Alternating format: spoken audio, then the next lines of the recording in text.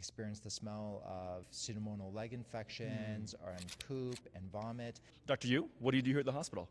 I'm an emergency room doctor in downtown Vancouver. Tell me about your regular day. Yeah, so I only work evening and night shifts in the downtown core of Vancouver.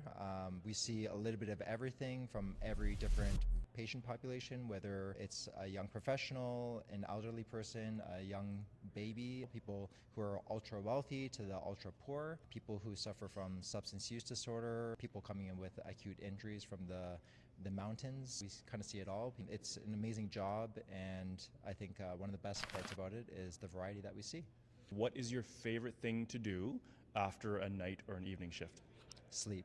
Yeah, fair enough, totally. You are passionate about medical education. Tell me about that and where that came from.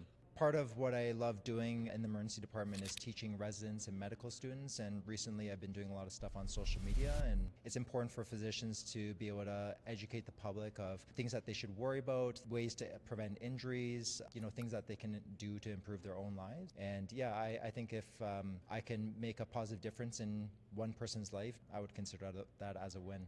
There's two paths in Canada to becoming an emergency physician. Yeah. Can you tell us about that? There's two routes.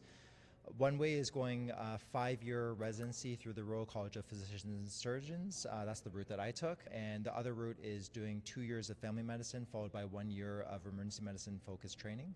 Both routes produce excellent emergency physicians. If you typically want to produce academia or a subspecialty or an enhanced competency in something related to emergency medicine, I would recommend going the 5-year route. If you want to go straight into practice, especially if you want to work in the community or the rural setting, the 2+1 route is probably a better choice. Finally, if a trainee wants to do what you do, what is your best advice to them?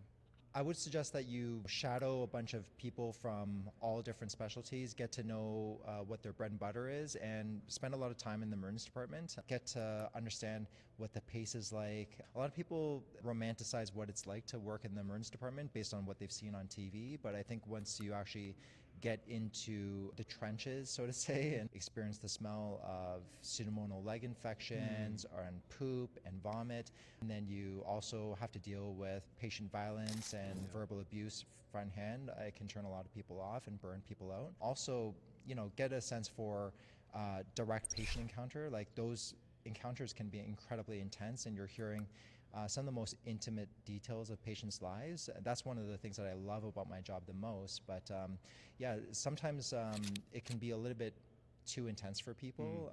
So I think you should really just get a sense if you're able to handle that. Amazing. Thank you so much.